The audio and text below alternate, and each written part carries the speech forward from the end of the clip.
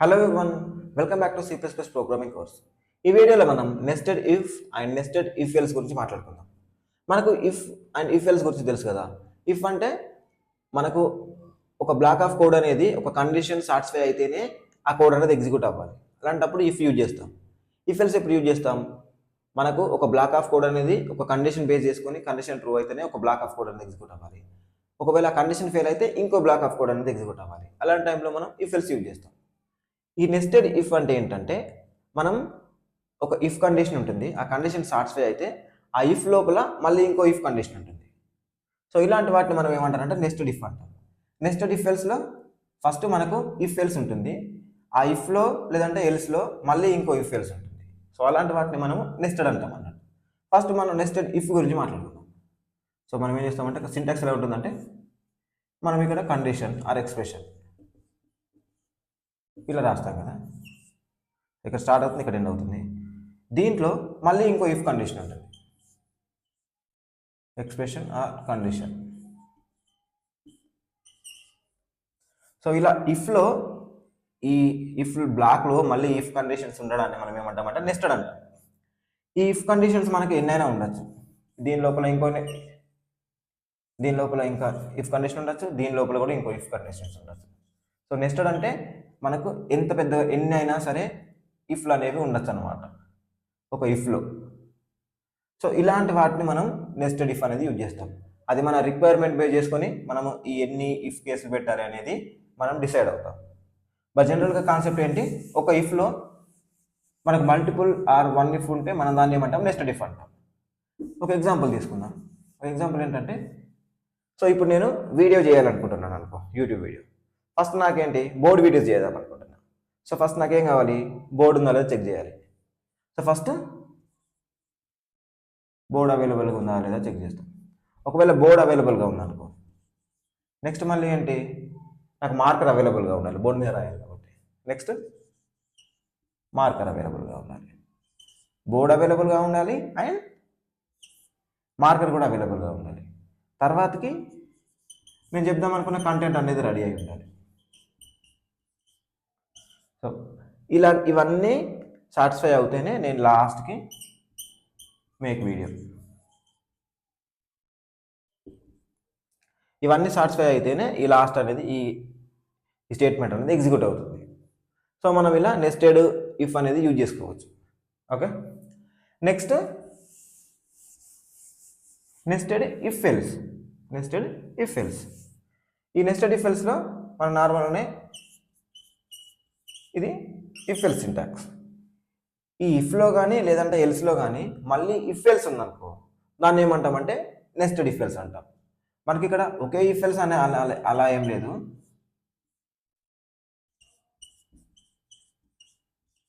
ఇందులో మళ్ళీ nested ifs ఉండొచ్చు, నెస్టెడ్ ఇఫ్ ఎల్స్ ఉండొచ్చు, ఎలా ఎన్నైనా ఉండొచ్చు.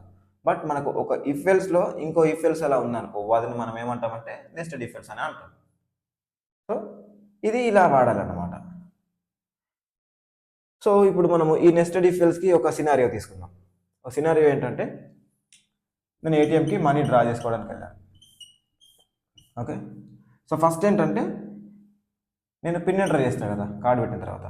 ఆ పిన్ అనేది కరెక్ట్ పిన్ అనుకో, కరెక్ట్ పిన్ అయితే నాకు అప్పుడే మనీ రావు. మళ్ళీ దాంట్లో ఏం చెక్ చేయాలి, మనకు మనీ అవైలబుల్గా ఉన్నాయా లేదా చెక్ చేయాలి. నేను ఎంత విత్డ్రా చేద్దాం అనుకుంటున్నానో ఆ మనీ కంటే నా బ్యాలెన్స్ అనేవి ఈక్వల్ ఆర్ ఎక్కువ ఉండాలి. అప్పుడే నేను మనీ అనేది విత్డ్రా చేసుకోగలుగుతాను. ఒకవేళ ఈ పిన్ ఎంటర్ చేసింది కరెక్ట్ కాకపోతే రాంగ్ అయితే ట్రాన్సాక్షన్ అనేది ఫెయిల్ అవుతుంది.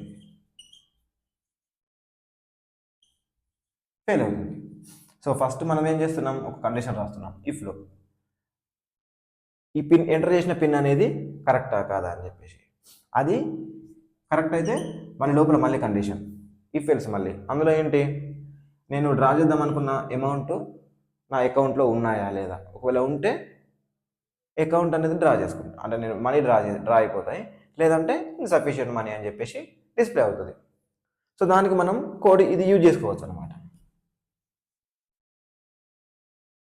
నా దగ్గర నా బ్యాలెన్స్ ఉన్నాయి అనుకో, నా బ్యాంక్ బ్యాలెన్స్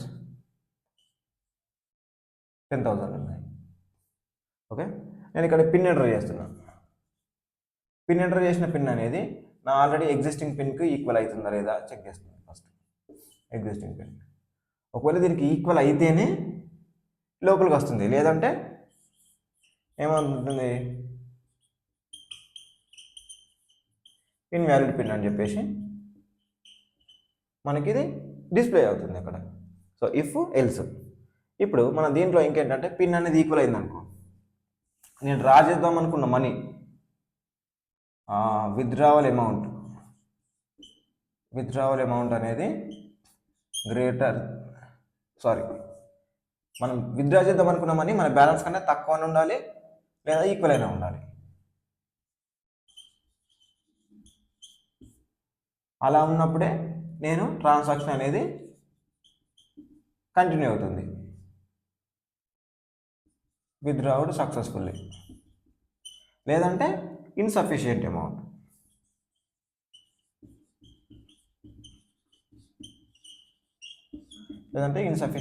అనేది మనకు డిస్ప్లే అవుతుంది.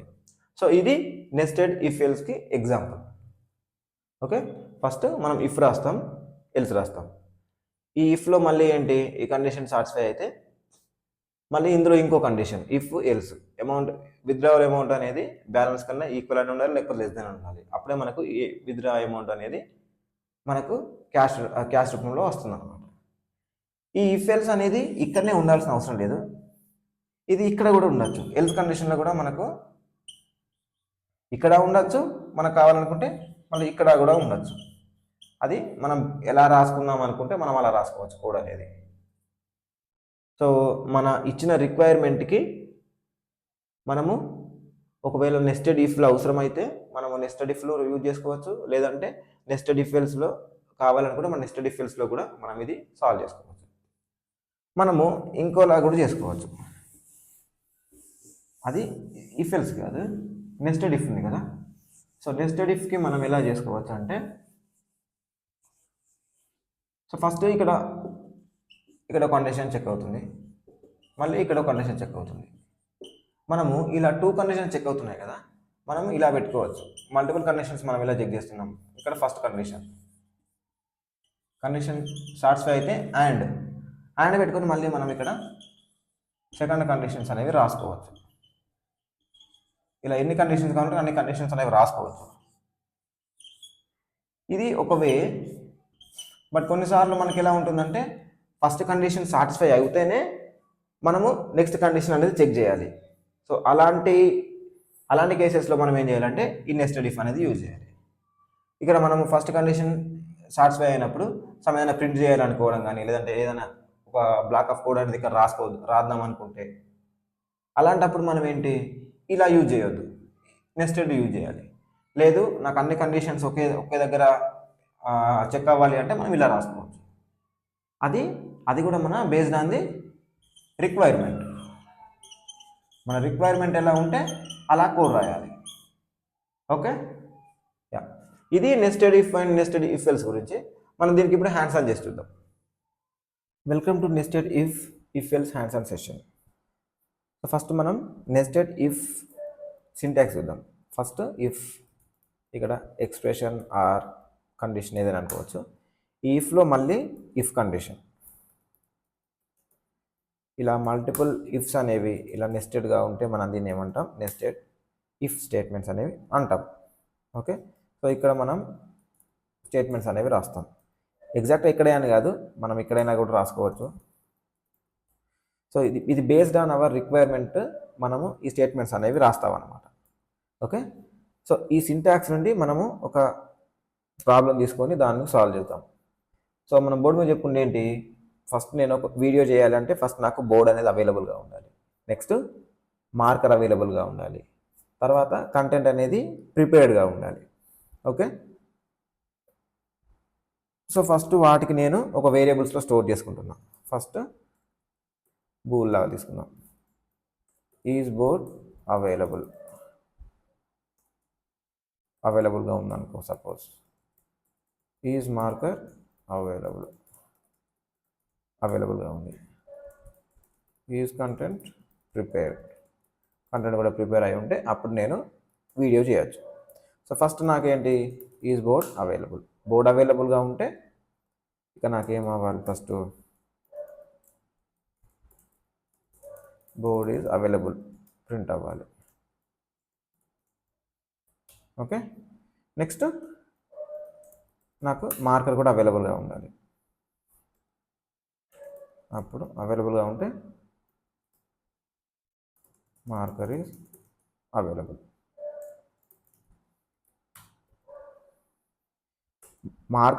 బోర్డ్ అవైలబుల్గా ఉండాలి అండ్ మార్కర్ అవైలబుల్గా ఉండాలి అండ్ కంటెంట్ కూడా ప్రిపేర్డ్గా ఉండాలి. Is content prepared. కంటెంట్ కూడా ప్రిపేర్డ్ అయి ఉంటే నేను ఇప్పుడు ఏం చేస్తా, let's start the video. Okay, ఈ 3 అవైలబుల్గా ఉంటేనే నేను కంటెంట్ అనేది ప్రిపేర్ చేయడానికి వీడియో స్టార్ట్ చేస్తాను. లేదంటే ఒకవేళ బోర్డ్ అవైలబుల్గా ఉందనుకో, బోర్డ్ అవైలబుల్గా ఉందని ప్రింట్ అవుతుంది. అండ్ బోర్డ్ అవైలబుల్గా ఉండి మార్కర్ కూడా అవైలబుల్గా ఉంటే మార్కర్ ఈజ్ అవైలబుల్ అని చెప్పేసి ప్రింట్ అవుతుంది. ఓకే, ఇప్పుడు నేను దీన్ని రన్ చేసి చూస్తాను. నెస్టెడ్, ఇక్కడ చూడండి బోర్డ్ అవైలబుల్గా ఉంది, మార్కర్ అవైలబుల్గా ఉంది, కంటెంట్ ప్రిపేర్డ్ అని చెప్పేసి నేను ఇక్కడ కంటెంట్ అది రెడీగా ఉందని చెప్పేసి ప్రింట్ చేయలేదు. నెక్స్ట్ ఏంటి, లెట్ స్టార్ట్ ద వీడియో. ఇది కూడా మనకి ఇక్కడ ప్రింట్ అయింది. ఒకవేళ ఇది ఫాల్స్ ఉందనుకో, ఇప్పుడు ఏమవుతుంది, ఇది బోర్డ్ అనేది అవైలబుల్గా ఉంది కాబట్టి ఇది ప్రింట్ అవుతుంది. నెక్స్ట్ మార్కర్ కూడా అవైలబుల్గా ఉంది కాబట్టి మార్కర్ ఈజ్ అవైలబుల్ అని చెప్పేసి ప్రింట్ అవుతుంది. బట్ లాస్ట్ ఈ కండిషన్ ఫెయిల్ అయింది కాబట్టి ఈ లోపల ఉన్న స్టేట్మెంట్ అనేది ఎగ్జిక్యూట్ అవ్వదు. కోడ్ కంపైల్ చేసేసి రన్ చేద్దాం.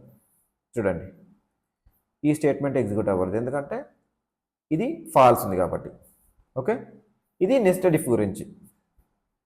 మనం నెక్స్ట్ ఏం చూద్దామంటే నెస్టెడ్ ఇఫ్ ఎల్స్ గురించి చూద్దాం.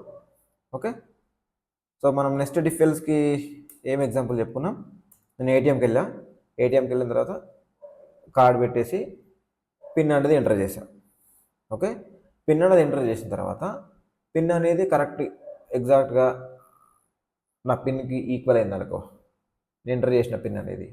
అప్పుడు నెక్స్ట్ నా అమౌంట్ నేను ఎంటర్ చేస్తాను. అమౌంట్ అనేది అంటే నేను విత్డ్రా చేద్దాం అనుకున్న అమౌంట్ అనేది నా యాక్చువల్ బ్యాలెన్స్లో ఉన్న అమౌంట్ కంటే తక్కువైనా ఉండాలి, లేకపోతే ఈక్వల్ అయినా ఉండాలి. అప్పుడే మన ట్రాన్సాక్షన్ అనేది సక్సెస్ఫుల్ అవుతుంది. లేదంటే ఇన్సఫిషియంట్ ఫండ్స్ అని మనకు డిస్ప్లే అవుతుంది. ఒకవేళ ఎంటర్ చేసిన పిన్ రాంగ్ అయితే ఇన్వాలిడ్ పిన్ అని చెప్పేసి మనకు డిస్ప్లే అవ్వాలి. ఓకే, ఫస్ట్ నాకు ఏం కావాలి, బ్యాలెన్స్. నా అకౌంట్లో 10,000 ఉన్నాయి. విత్డ్రావల్ అమౌంట్ ఒక 1000 విత్డ్రా చేస్తున్నాను అనుకో. ఓకే, సో ఫస్ట్ ఇదంతా తీసేసి ఫస్ట్ ఇక్కడ పిన్ అనేది ఇది నా పిన్ అనేది ఏంటి 1 2 3 4.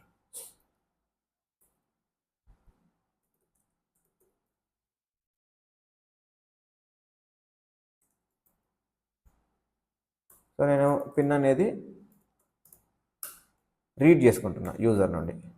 ఓకే, ఫస్ట్ ఈ ఎంటర్డ్ పిన్ అనేది it should be equal to my pin. First ఈ పిన్తోనే నాకు ఈక్వల్ అయితే నేను అప్పుడు ఏం చేస్తా, ఎగ్జిక్యూషన్ అనేది లోపలికి వస్తుంది. ఫస్ట్ నేనేం చేస్తున్నా, నెక్స్ట్ అమౌంట్ ఎంటర్ చేస్తా కదా, ఆ అమౌంట్ అనేది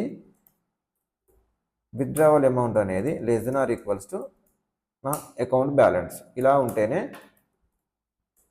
ట్రాన్సాక్షన్ సక్సెస్ అవుతుంది.